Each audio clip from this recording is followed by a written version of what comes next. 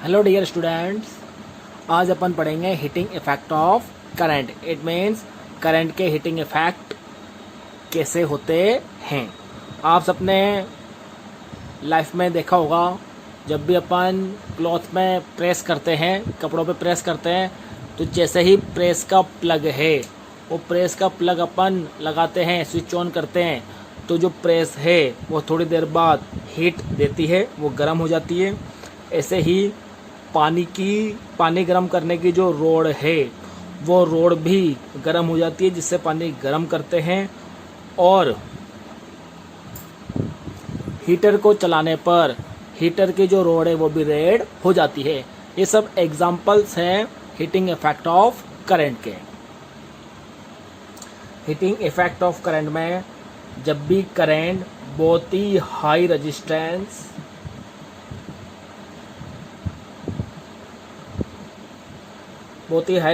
Wire से जब current flow होगी, तो करंट फ्लो होने पर जो ये इलेक्ट्रिकल एनर्जी है, वो इलेक्ट्रिकल एनर्जी हीट एनर्जी में ट्रांसफ़र हो जाती है।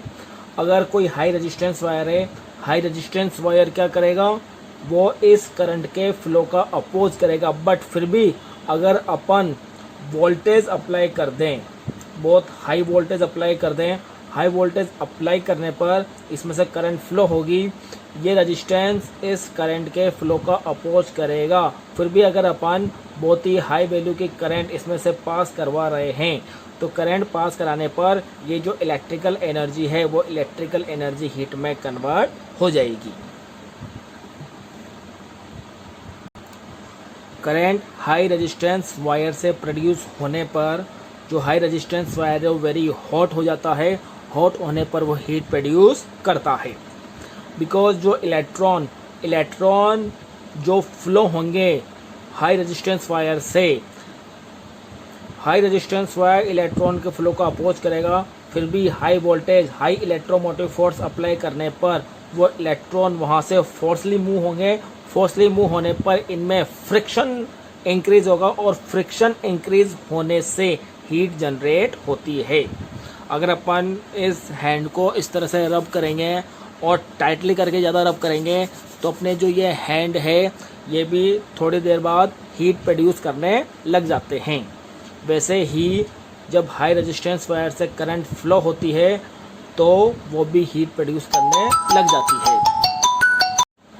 किसी वायर में करंट फ्लो होने से जो हीट प्रोड्यूस होती है, उसको अपन कैलकुलेट कर सकते हैं। हीट एक तरह से एनर्जी है, और energy the capacity to do the work. Energy work करने की ही एक कैपेसिटी है। सो करंट फ्लो होने से जो वर्क हो रहा है, उस वर्क को कैलकुलेट करके अपन हीट को कैलकुलेट कर सकते हैं। We know that potential difference voltage है W/Q। ये वर्क है, यही वर्क अपन को कैलकुलेट करना है। यूनिट चार्ज को मूव कराने के लिए जो वर्क करना पड़ रहा है। देन यहाँ से इस W की वैल्यू हो जाएगी QV। इक्वेशन फर्स्ट कंसिडर कर लो। करंट की फॉर्म में चार्ज को लिखेंगे, क्योंकि I = Q/T, तो यहाँ से Q की वैल्यू हो जाएगी IT। इक्वेशन सेकंड, इस इक्वेशन सेकंड को इक्वेशन फर्स्ट में पुट करें, तो यहाँ से W हो जाएगा अपने पास ITV। सो W हो गया VIT।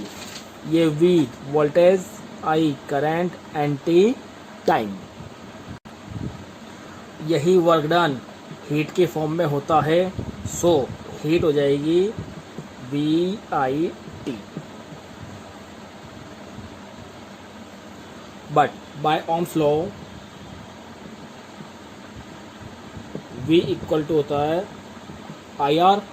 इस V की वैल्यू को अपन इस हीट के फॉर्मूले में पुट करें, तो H हो जाएगा IRIT। सो हीट होगी अपने पास I²RT। और ऐसे ही अगर अपन यहाँ से देखो, ये हीट निकले अपने पास VIT की फॉर्म में, ये हीट निकले अपने पास IRT की फॉर्म में। और ऐसे ही अगर अपन यहाँ पे इस आई की वैल्यू v अपॉन आर, इस आई की वैल्यू, ये आई है अपने पास v अपॉन आर, इस आई की वैल्यू अगर अपन यहाँ पुट करें तो यहाँ पुट करने पर अपने पास जो हीट होगी वो हीट हो जाएगी v, I equal to V upon R, यहाँ पुट किया v upon R and t। So heat का formula v square upon R into T. दो डिफरेंट फॉर्म में हीट के अपने पास 3 फॉर्मूले ड्राइव हुए। 3 फॉर्मूले कौन कौन से? एक तो हुआ अपने पास हीट का formula V I T, second हुआ अपने पास I square R T, and third हुआ V square upon R T. Depend करता है गिवन क्या है, उसके अकॉर्डिंग अपन हीट की वैल्यू कैलकुलेट कर लेंगे। Next topic electric power. Generally power अपन जानते हैं the rate of doing work, ये तो 9th क्लास में पढ़ा था अपन ने। बट इलेक्ट्रिक पावर की बात करें, इलेक्ट्रिक पावर क्या होगी? इलेक्ट्रिक पावर होगी the amount of electrical energy consume per unit time in the circuit. Means किसी सर्किट में पर यूनिट टाइम में कितनी इलेक्ट्रिकल एनर्जी कंज्यूम हो रही है, उसके अमाउंट को ही बोलते हैं इलेक्ट्रिक पावर। अगर पर यूनिट टाइम में मोर इलेक्ट्रिक एनर्जी कंज्यूम्ड होगी तो पावर, इलेक्ट्रिक पावर ज़्यादा होगी। अगर कम इलेक्ट्रिक एनर्जी कंज्यूम्ड हो रही है तो वो होगा अपने पास कम इलेक्ट्रिक पावर। यहाँ से power W upon T, W heat की फॉर्म में, then P equal to H upon T. H के अपने पास 3 फॉर्मूले हैं। First V I T, H I square R T, and उसके बाद हो जाएगा V square upon R T. अगर इन 3 फॉर्मूले को अपन यहाँ पुट करें देन अपने पास पावर के भी 3 फॉर्मूले आएंगे। V I T upon T, T से टी कैंसिल, ये आ गया वी आई।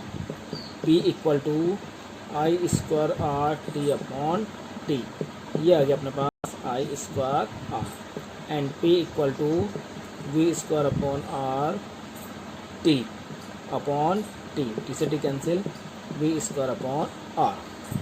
सो पावर के 3 फॉर्मूले V I square R, V square upon R. Depend करता है क्वेश्चंस में गिवन क्या है, उसके बेसिस पे ही अपन पावर कैलकुलेट करेंगे।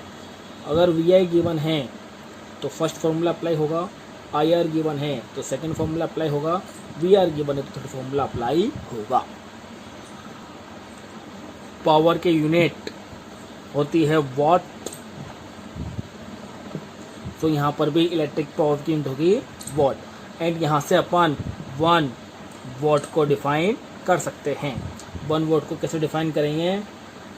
देखो, जो पावर का फॉर्मूला है वो है V I.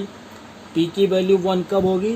When V equal to 1 volt and I equal to 1 ampere. तो अपने पास पी हो जाएगा 1 into 1 equal to 1 watt. It means if we apply 1 voltage across the wire and current flow through the wire is 1 ampere, then power is 1 watt। यहाँ पे अपन कुछ practical application discuss करेंगे heating effect of current की। First list में है अपने पास electric bulb.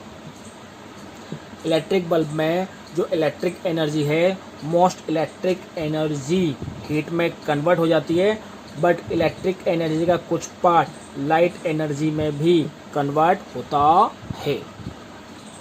आजकल वैसे एलईडी बल्ब आने लग गए, बट अपन एलईडी बल्ब की बात नहीं कर रहे हैं, अपन वही पुराने वाले बल्ब की बात कर रहे हैं जिनमें अपने पास यहाँ पर एक फिलामेंट लगा होता था। ये फिलामेंट टंगस्टन एलिमेंट का बना होता है। इसका high resistivity and high melting point होता है। इस बल्ब में केमिकली इनएक्टिव गैसेस फिल्ड होती है, for example argon and nitrogen gas. Next अपन बात करेंगे इलेक्ट्रिक फ्यूज़। इलेक्ट्रिक फ्यूज़ एक सेफ्टी डिवाइस है जो मेन सप्लाई के सीरीज में कनेक्ट होता है। Fuse wire lead and tin का एलॉय है जिसका मेल्टिंग पॉइंट लो होता है। अगर करंट वायर में सेफ लिमिट से ज़्यादा फ्लो होती है तो हीटिंग इफ़ेक्ट के कारण जो फ्यूज़ वायर है वो मेल्ट हो जाता है। मेल्ट होने से सर्किट ब्रेक हो जाएगा और सर्किट ब्रेक होने के बाद सप्लाई बंद हो जाएगी। आजकल सेफ्टी मेजर के लिए MCB का भी यूज करते हैं, मिनिएचर सर्किट ब्रेकर। इसमें अगर करंट सेफ लिमिट से ज़्यादा फ्लो हो रही है तो जो उसका स्विच है वो स्विच ऑफ हो जाता है और सर्किट ब्रेक हो जाता है।